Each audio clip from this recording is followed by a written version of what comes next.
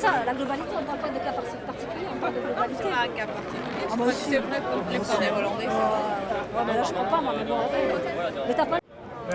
Alors nous sommes à la victoire pour la manifestation contre la loi travail, le 15 septembre 2016. Et nous sommes avec François. Alors, cette loi travail, elle est passée en force au mois de juillet.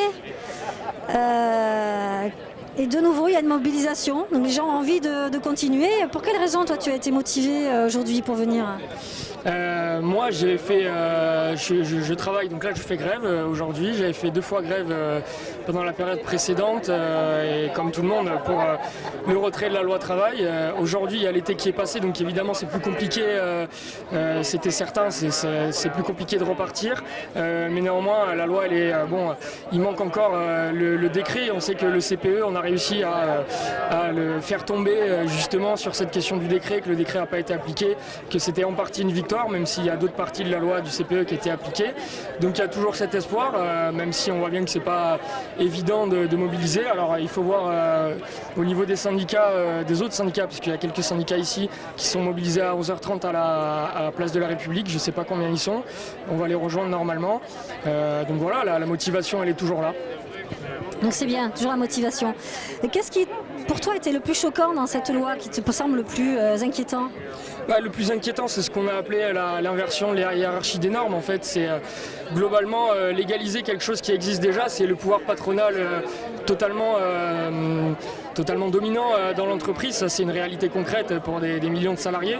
Mais là, ça ajoute un cadre légal à tout ça qui fait que dans chaque entreprise, c'est uniquement quelques salariés qui doivent négocier avec le patron. Et évidemment, ce qui joue derrière, c'est la phrase connue si t'es pas content, tu vas dehors. Et ça, c'est quelque chose qui est inscrit dans la loi avec la possibilité de licencier plus facilement, de licencier dès qu'il y a une baisse dans le carnet de commandes. Donc c'est très inquiétant sur les conditions de travail, même si elles sont déjà dures, il ne faut pas l'oublier.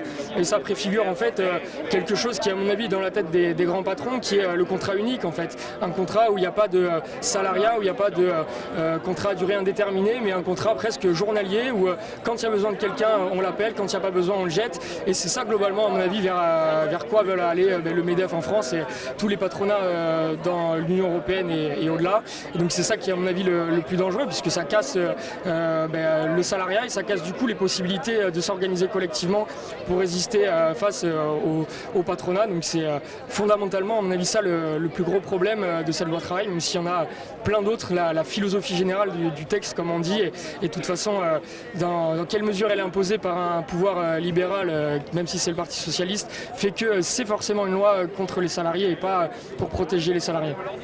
Oui, là on voit bien que c'est une mise en lumière, enfin on clarifie la précarité et le fait qu'il n'y a aucune liberté par rapport au travail.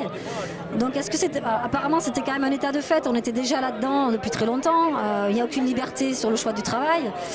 Est-ce que c'est une question, est-ce que ça vaut encore le coup de lutter pour cette société qui est finalement sur une base d'esclavage ? Mais évidemment, moi, mon avis personnel, c'est qu'au-delà de la loi travail, ce que pose la loi travail de manière évidente à une échelle large, c'est effectivement ce que vous venez de dire sur les conditions de travail, entre guillemets, dans cette société. Et globalement, il me semble qu'un slogan qui est ressorti de la mobilisation dernière, c'est lutter contre la loi travail et son monde, en fait. Parce qu'évidemment, c'est l'entièreté de comment fonctionne la société qui est, à mon avis, à renverser, en fait. Donc le problème, c'est que la loi travail, c'est une première étape sur laquelle, pour l'instant, on n'est pas forcément en train de gagner. On n'a pas totalement perdu parce qu'il s'est créé énormément de choses, de solidarité, de liens multiples entre des salariés, des non-salariés, des chômeurs, des jeunes, etc. Tout ça, c'est positif. Et le plus dur maintenant, c'est repartir de l'avant. Mais effectivement, à moyen terme et à long terme, si jamais on arrive à faire tomber la loi travail, effectivement, à mon sens, il faut aller beaucoup plus loin et remettre en cause, toute cette société qui fonctionne principalement sur la question du salariat et de la domination des travailleurs par ceux qui ne travaillent pas concrètement, mais qui font travailler les autres pour s'enrichir. Et oui, voilà, on est une société où il va falloir renverser l'esclavage. C'est un vaste programme, on a du boulot devant nous. Vaste programme, mais l'actualité sociale, quand on regarde à l'échelle internationale, montre que les choses ne sont pas bloquées. Il n'y a pas de fin du monde, contrairement à ce qu'on pouvait faire croire dans les années 90. Il y a 5-6 ans maintenant, ça fait déjà loin, mais dans le Moyen-Orient et dans les pays arabes, il y a eu des révolutions. Cette question-là, elle n'est pas terminée. La lutte des classes, elle est loin d'être terminée. Il y a des hauts et des bas. Aujourd'hui, en France, On a vécu une grosse période de haut. On espère qu'elle va se maintenir, qu'elle va permettre de bordéliser les élections présidentielles et pourquoi pas, oui, construire une nouvelle société, même si effectivement on en est un peu loin. Mais en tout cas, maintenant, construire des solidarités, construire une confiance dans le camp des exploités, que oui, c'est possible de gérer nous-mêmes les affaires et de ne pas se laisser dominer. Voilà, on est sur le chemin d'une nouvelle société, c'est un beau programme. Il y a du boulot, mais ça ne fait pas peur à grand monde d'avoir du boulot, apparemment. À bientôt, merci. Merci beaucoup, au revoir.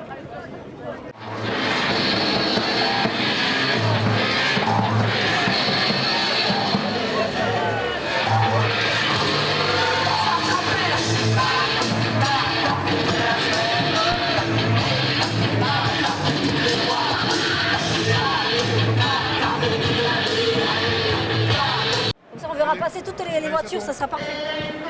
Alors nous sommes sur la manifestation contre la loi travail, contre la loi El Khomri, qui est passée au mois de juillet, donc avec un 49.3. Donc cette loi est passée. Pour quelle raison vous continuez à manifester, à être présente aujourd'hui? C'est pour les jeunes et puis pour les retraités. Moi j'ai 84 ans et depuis l'année 2012, on n'a pas été du tout augmenté, ça devient dur. Il faut aider, moi j'ai une fille, il faut aider parce qu'elle n'a pas beaucoup de revenus sur ma pension. Et je trouve que c'est une loi injuste pour les jeunes, c'est la précarité, Et pour les retraités, alors ça va nous empêcher d'aider un peu plus nos enfants. Moi, je demande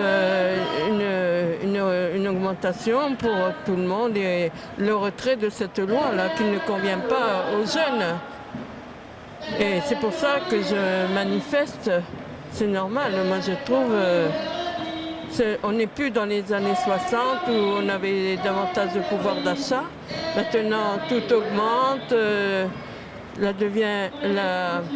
La vie devient difficile pour la santé. Enfin, des restrictions de toutes parts. La santé, tout, c'est dur. Oui, c'était déjà difficile pour tout le monde. Et avec cette loi, on sent que les gouvernants ont envie de montrer que la précarité va se généraliser.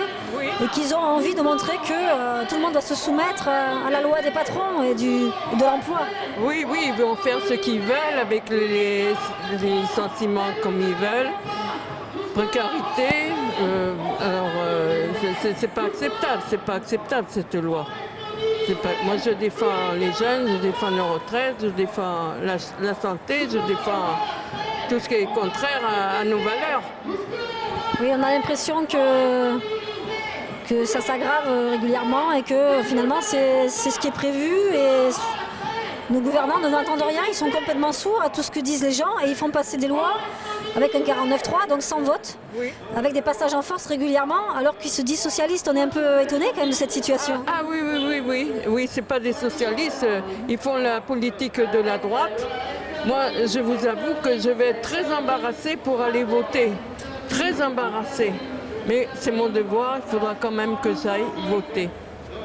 Donc vous comptez y aller quand même malgré tout, quoi. Malgré tout ça, aller voter. Oui, c'est notre devoir. C'est notre devoir. Ah. Oui. Bon, je vous remercie beaucoup. Et voilà. Puis, bonne continuation. Oui, alors ça va être rediffusé sur FR3. Alors ce sera diffusé, non, c'est TB33, c'est la télévision bordelaise, oui. Qui est en ligne uniquement sur Internet. Oui, mais j'ai Internet. Ah ben on va vous donner une carte. Comment? On va vous donner la carte de la télé. Oui, d'accord. La dame, comment Vous vous appelez comment, madame? Moi, je m'appelle Yvette Giraud. Merci. Très bien, merci beaucoup, Yvette. Voilà. À bientôt. Fin de la manifestation, place de la Comédie. La rupture est entamée avec les syndicats et la jeunesse. Cette loi travail a plutôt divisé qu'elle n'a rassemblé. Pourront-ils revenir ensemble contre la loi travail? Ils devront faire un pas l'un envers l'autre.